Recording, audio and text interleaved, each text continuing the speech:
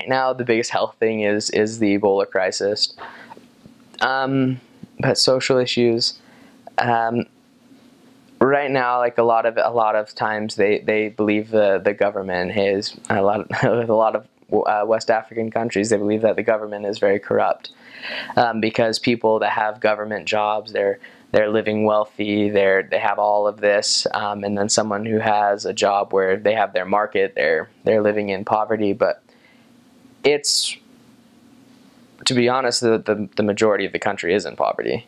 But again, one thing that I love so much about Liberia is that even though they are living in poverty and they kind of they know it, but they don't necessarily always act like it.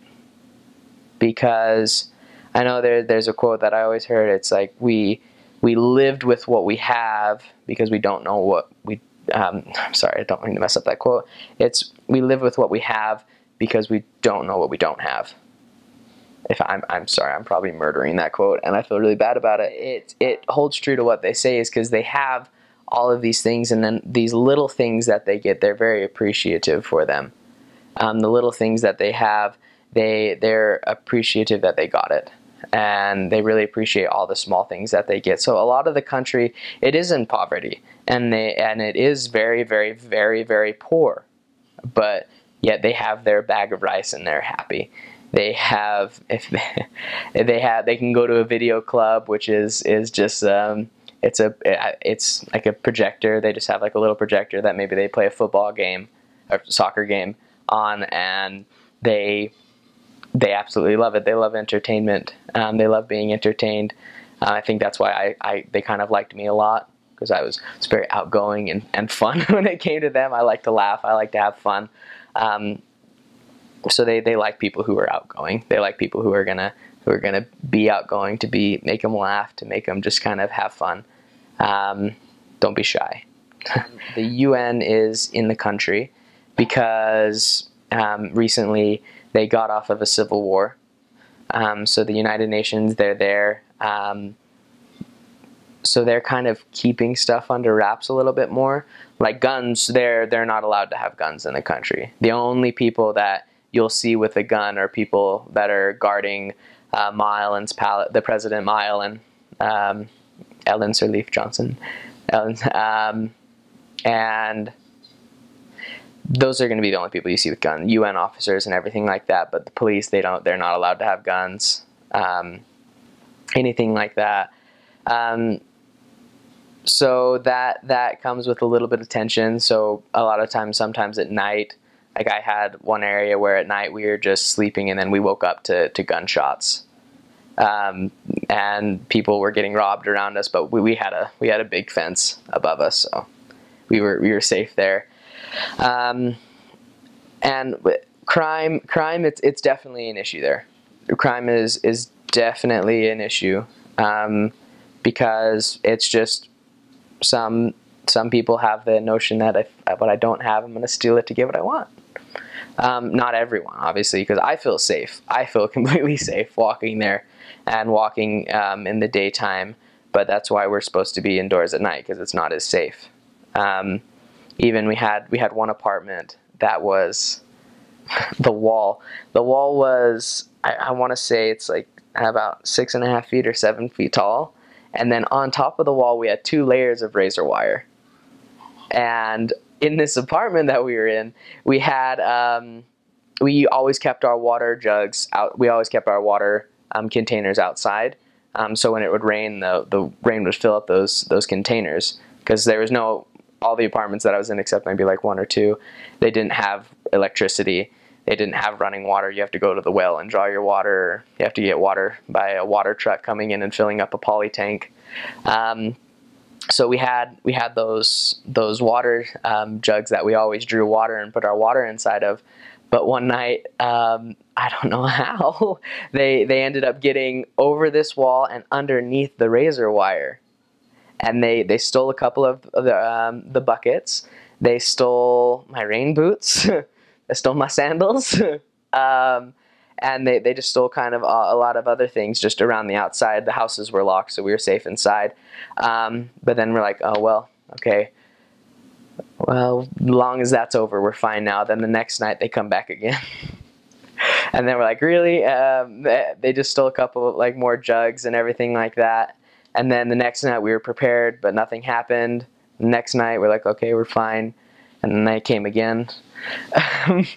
And then they came, and then when I left, they added 2 more layers of brick on there and then new razor wire on top of that.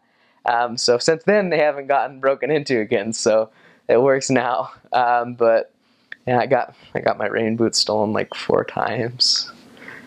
Yeah. They weren't always happy about that, calling them. They're like, what happened to your rain boots? Got stolen again. Why? Left them outside. Didn't we tell you not to do that? Yes. So it's just you need to be smart. Like I don't want anyone to go there being scared. There's no reason to be, because everyone that I talk to, I love them to death.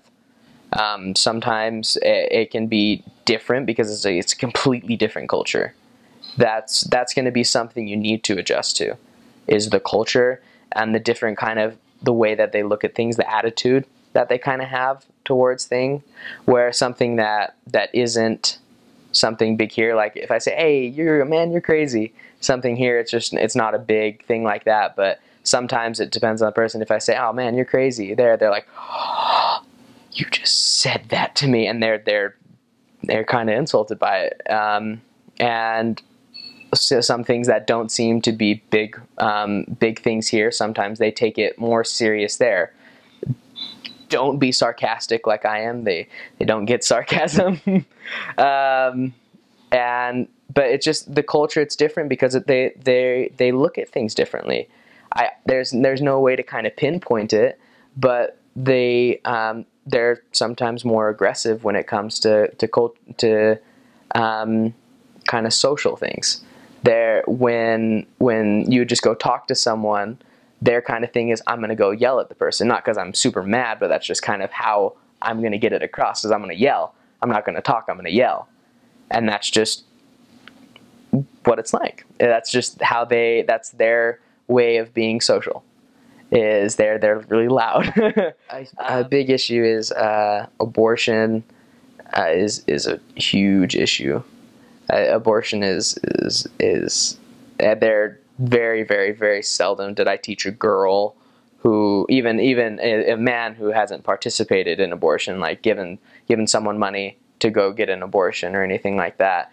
Very, very seldom did I teach someone. So almost every girl that I've taught, that I baptized had committed an abortion, either her or had encouraged someone or paid for someone to get an abortion. For the man, it's that they've encouraged someone to have an abortion. It's a big issue there. Single moms, it's everywhere. More often you see, more often I saw a single mom than I did a family, because that's just, again, it's kind of part of the culture. That's fornication. It's more of a cultural thing. And if someone gets pregnant, if it's not an abortion, then it's the mom's going to take care of it. So that's, again, it's great satisfaction being able to teach the law of chastity and having someone live by that. You get satisfaction for just the littlest things in Liberia, and the littlest things maybe to someone else, but to the missionaries, those little things just are such big mountains to climb over.